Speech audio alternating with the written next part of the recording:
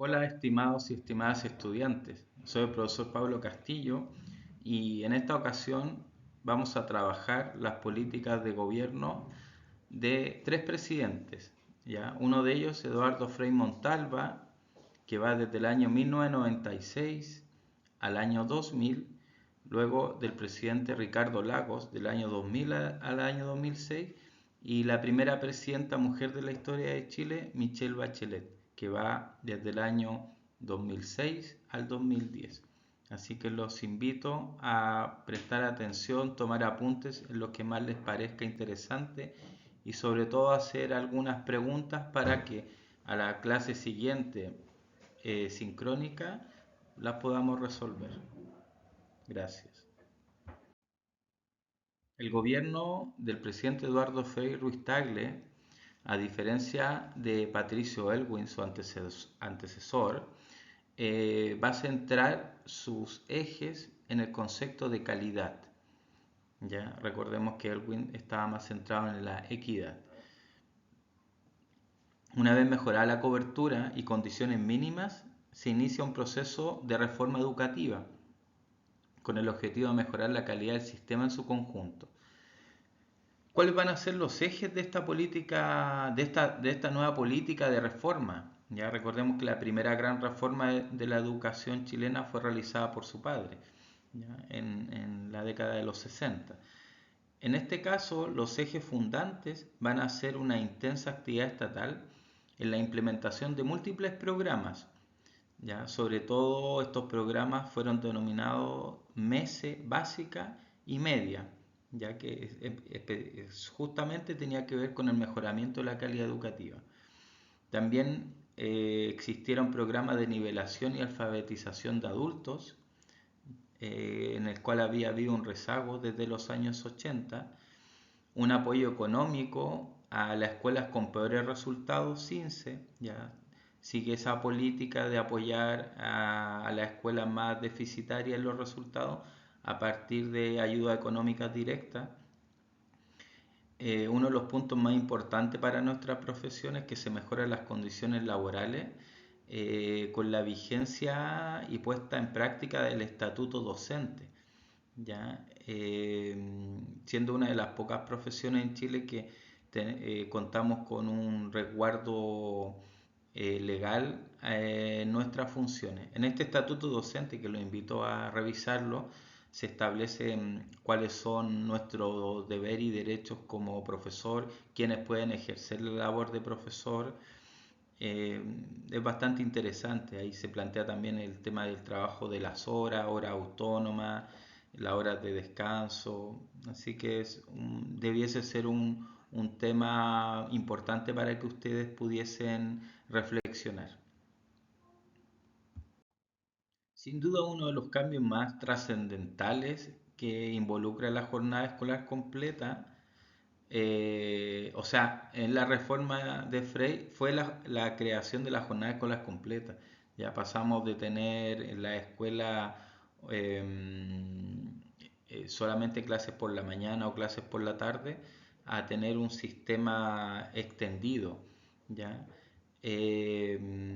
¿Cuál fue el objetivo principal? Es que miramos las experiencias internacionales y los países de la OCDE que mayor resultado obtenían tenían mayores horas de clase en el año. ¿Ya? Entonces Chile optó por esa política de jornada escolar completa. ¿Ya? Que ustedes sabrán, se tenía que implementar más o menos en 10 años, en una década ya tendría que estar implementada. ¿Qué otros cambios curriculares importantes suceden en esta reforma? Está la reforma curricular, tanto enseñanza básica, enseñanza media, se incorporan los objetivos fundamentales transversales, ya desde una visión axiológica de la educación, es decir, los valores.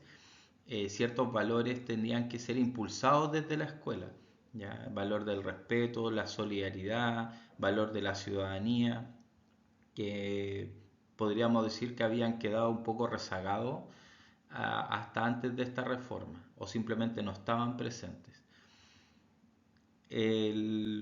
Otro de los hitos importantes es que va a haber una reforma curricular al interior de las carreras de pedagogía con la incorporación de prácticas. Las prácticas pedagógicas iniciales e intermedias se van a incorporar en este periodo, específicamente desde el año 98. Ya eso significó hacer reestructuraciones en la educación superior en la formación docente. También tuvieron que ir mejorando condiciones docentes con esta política.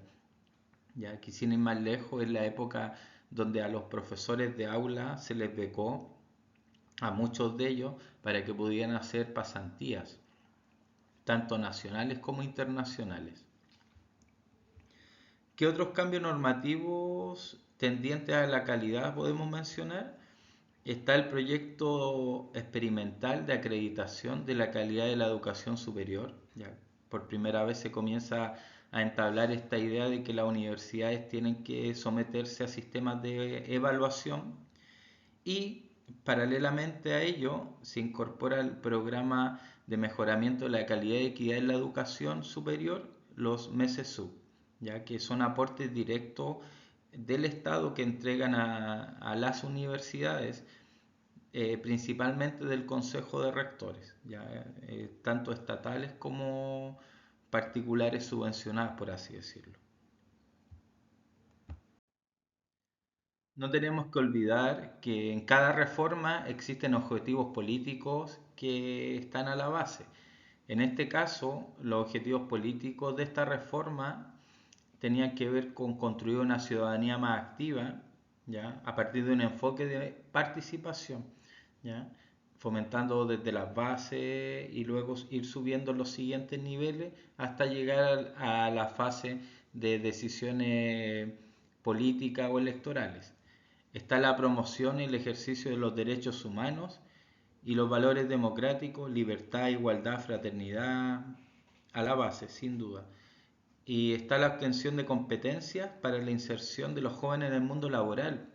¿Ya? Esto es algo que lo conversamos en la clase anterior y es porque Chile justamente está en una fase de apertura a los mercados y una de las condiciones que le ponen sus socios es que tiene que tener una mano de obra calificada. ¿Ya? Entonces también es uno de los ejes importantes de esta reforma.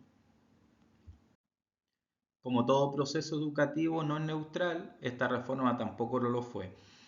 En eso nosotros podríamos mencionar la introducción de los objetivos fundamentales transversales a nivel de valores, como por ejemplo con el objetivo formal el carácter moral, regido por el amor, la solidaridad, la tolerancia, la verdad, la justicia, la belleza, el sentido de nacionalidad y el afán de la trascendencia de la persona.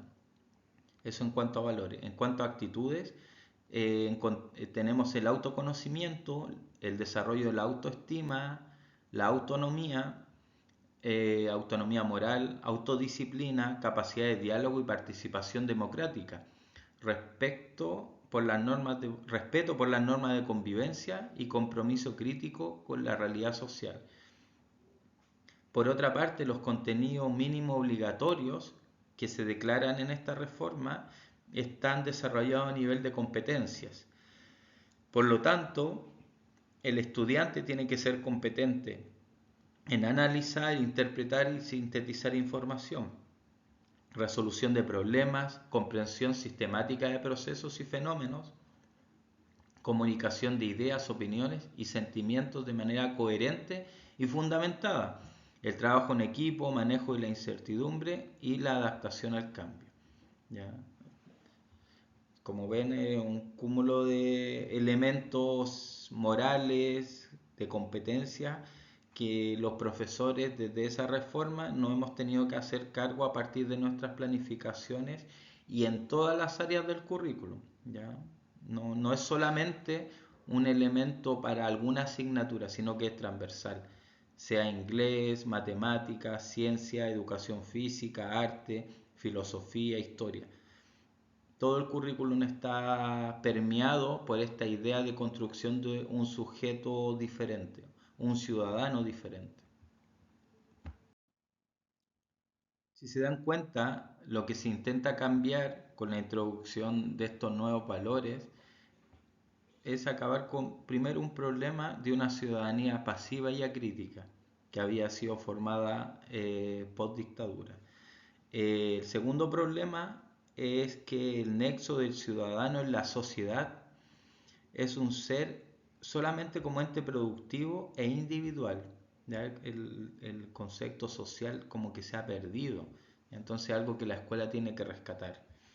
El otro problema es que la sociedad se define como un simple complemento del individuo y este solo como una parte más de la sociedad. Es decir, hay una división entre lo que es ser sujeto social y lo que es ser sujeto individual. Y la escuela tiene que tratar de unir esas dos visiones. Y finalmente, el cuarto problema, en los objetivos fundamentales transversales, no se consideran los diversos universos simbólicos e identidades grupales presentes en nuestra sociedad. Conceptos tan importantes como la etnia, la subcultura, ¿ya? Por lo tanto, yo creo que es un elemento a discutir desde esta reforma que fue muy homogénea, ya no reconocimos la diversidad que teníamos históricamente y que seguimos teniendo. La estructura del sistema escolar chileno no va a variar y esta estructura es la que se impuso el año 1980, ¿ya? Y va a ser reforzada en esta reforma. Es decir, los establecimientos municipales con administración municipal o y fondos estatales que se obtienen a través de una subvención por cada alumno matriculado que asiste a clases, ¿ya? Por otra parte, va a seguir viviendo y subsistiendo en los establecimientos particulares subvencionados con administración privada y fondos estatales que se entregan con las mismas subvenciones, exactamente la misma cantidad por alumno que en el caso anterior. Ya aquí la diferencia está en el aporte de las familias y se mantienen los establecimientos particulares privados eh, cuya administración y financiamiento corresponde a entidades privadas y donde el Estado tiene poca influencia, incluso a nivel curricular. Una parte importante que debiésemos analizar es que la escuela sigue viéndose como una institución y por lo tanto esta institución sigue ciertas normas y una vida propia, ¿ya? Y eso ha creado un imaginario colectivo en la sociedad que piensa que la escuela tiene que ser la transformadora de muchas desigualdades que existen en la sociedad. ¿Ya? Y eso está establecido también en el imaginario que es de la principal fuente de movilidad social, ¿ya? Que en algunos casos puede ser, pero en otros casos no siempre es así. ¿Ya? Así que esa idea no va a ser rota por esta reforma, ¿ya? Sino que va a persistir y se va a reforzar en muchos casos. Bueno, ahora vamos a hablar de los principales actores de la escuela. En primer lugar, tendríamos que situar a los estudiantes, ya a estos niños, niñas, niñes, jóvenes que conforman el grupo social para el cual se planifica, ejecuta y evalúa el proceso educativo.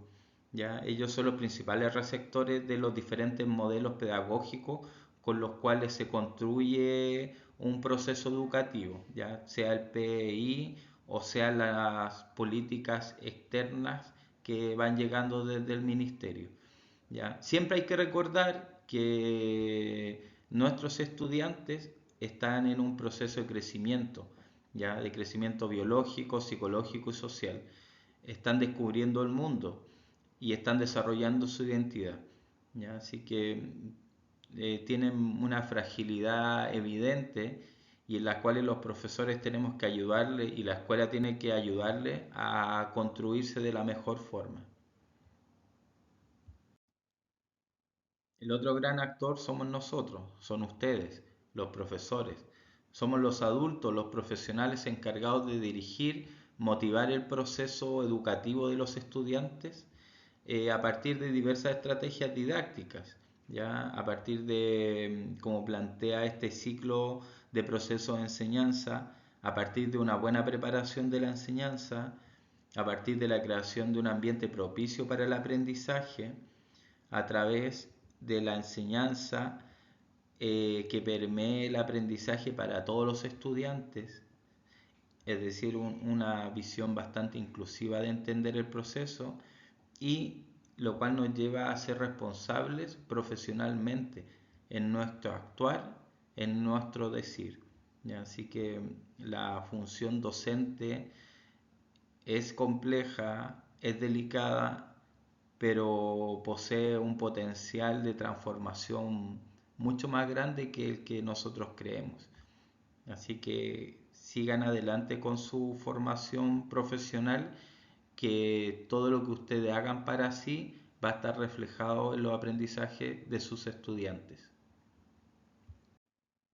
El otro actor importante que interviene en el proceso pedagógico son los equipos de liderazgo y gestión. ¿Ya? Digo equipos porque hoy día la función de dirigir y liderar ya no solo recae en una persona, en el director o directora, sino que ya se han conformado equipos pedagógicos, equipos administrativos que gestionan la escuela. Bueno, aquí hay un monito donde habla de los principales elementos de las dimensiones del marco para la buena dirección y liderazgo escolar. ¿Ya? Entre ellos encontramos las habilidades que debiese tener un profesional que lidera, los conocimientos que se requieren y cuáles serían estos principios. ¿Ya? Yo los invito también a poder revisar el marco para la buena dirección y liderazgo escolar. eh, yo creo que va muy de la mano con el marco para la buena enseñanza, ya, pero este es más específico hacia la gestión. Pero es bueno que uno desde el rol del profesor sepa qué hace también los equipos directivos, ya. Muchas veces los conflictos en las escuelas pasan cuando hay poco diálogo entre ambos estamentos, ya, y se culpan mutuamente. Y en realidad en la escuela todos los actores debiésemos tener un diálogo y un proyecto en común, ¿ya? Así que yo los llamo también a construir esas relaciones con sus equipos directivos. Bueno, finalmente, y no menos importante, los actores que completan este puzzle de personas que trabajan en los procesos educativos, tenemos a las familias, a los famosos apoderados, ya estos adultos, habitualmente familiares de los estudiantes, aunque no siempre lo sean, que se espera socialmente, se espera mucho de ellos, que estén preocupados del estudiante, que demuestren interés, un compromiso frente al proceso educativo de sus pupilos.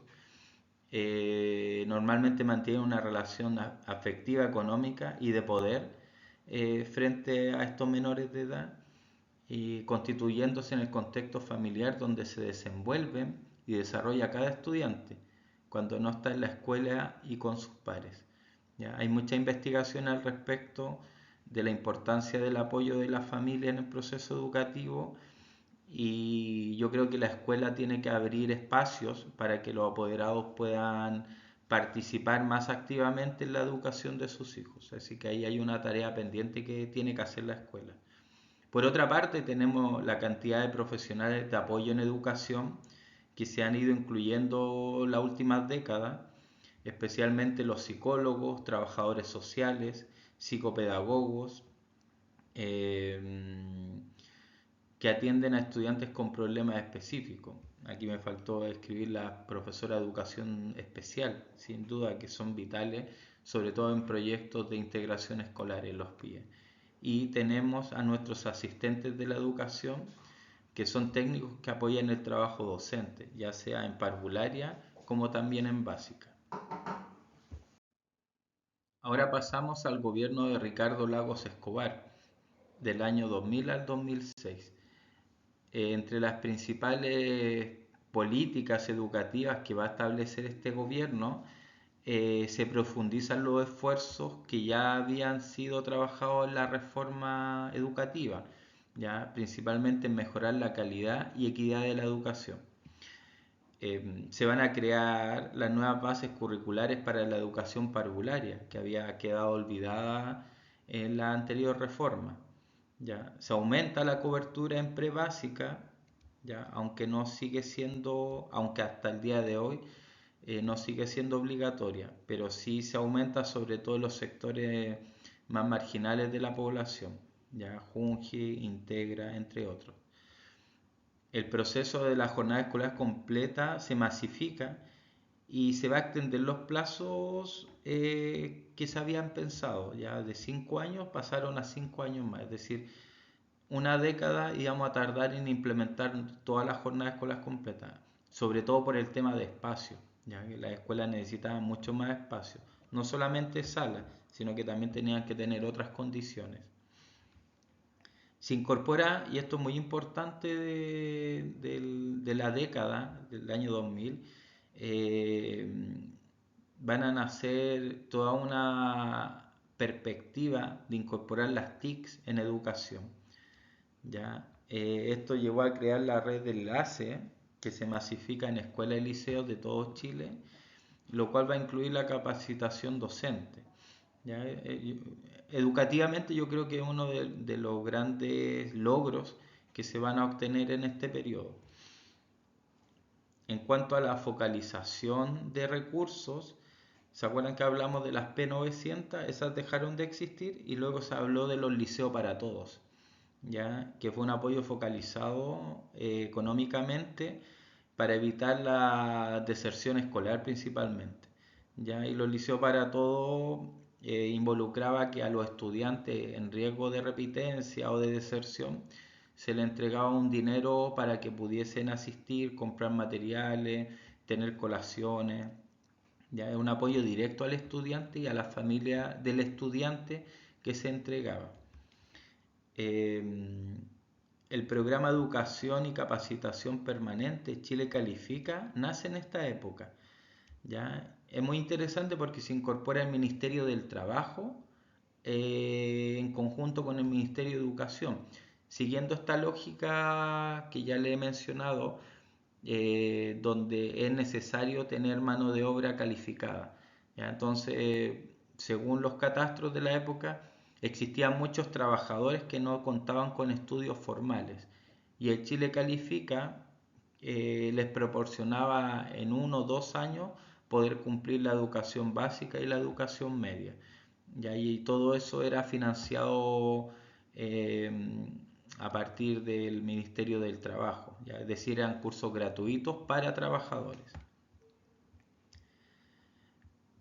En cuanto a educación superior, va a existir toda una polémica porque va a existir un nuevo sistema de financiamiento de becas y créditos para la educación superior, el famoso CAE.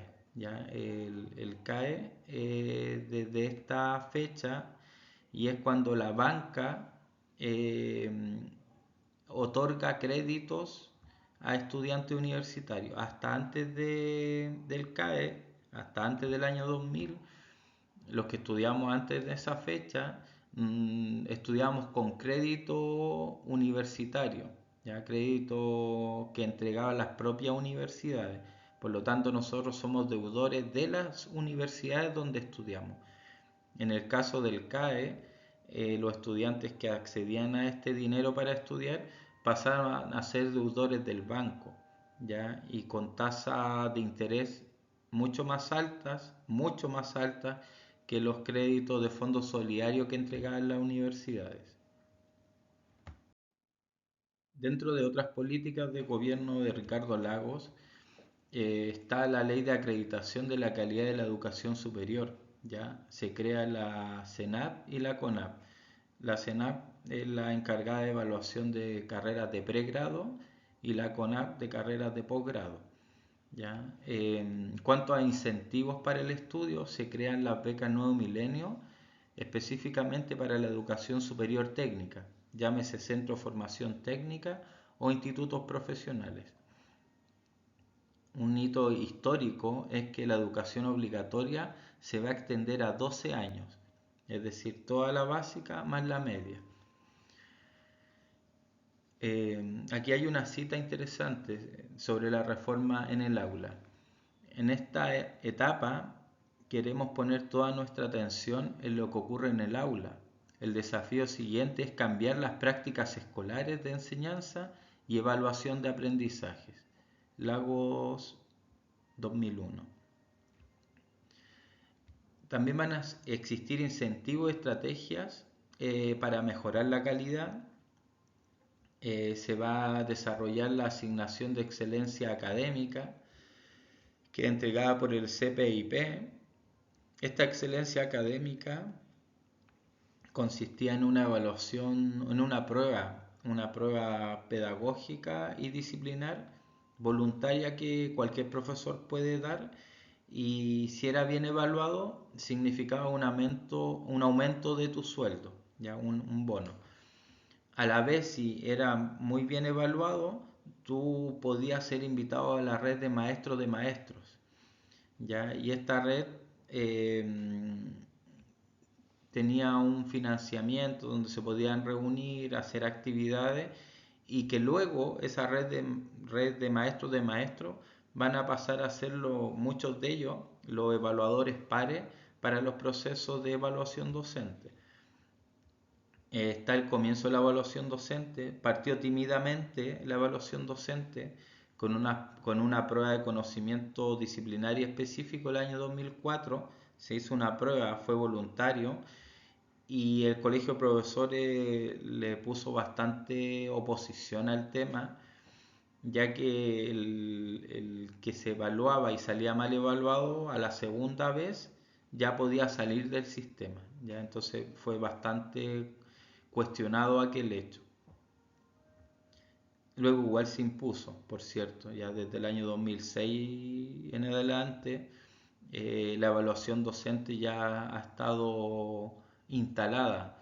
No así la carrera docente, no confundan, son dos cosas diferentes. La evaluación docente era para ver qué profesores eran buenos o malos y se les daba un incentivo económico, pero no existía el encasillamiento como en la carrera docente, ya que aparte de la evaluación de tu director, existe la evaluación de una clase firmada y evaluada por un par, y está el desarrollo de un portafolio. Ya luego se incorporan otras evidencias para esa evaluación, y luego a ti se te suman los años de experiencia para encasillarte si eres avanzado, inicial, avanzado, experto 1 o experto 2.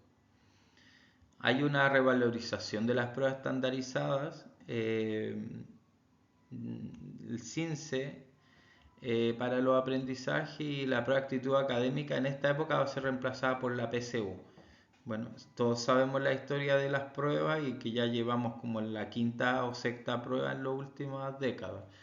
Pero en esta época es cuando mayormente nacen los rankings de colegio, ¿ya? No por el gobierno, sino que por la prensa, y los mismos colegios que obtienen buenos resultados ya lo utilizaban como eslogan y propaganda. Recordemos que en esta época todavía seguía la lógica de mercado en la selección de estudiantes, y muchos cobraban lo que quisiesen, ¿ya? Entonces, si yo decía que tenía un buen puntaje en la PSU y que le aseguraba el ingreso a las mejores carreras y a las mejores universidades, era un gancho para poder cobrar más.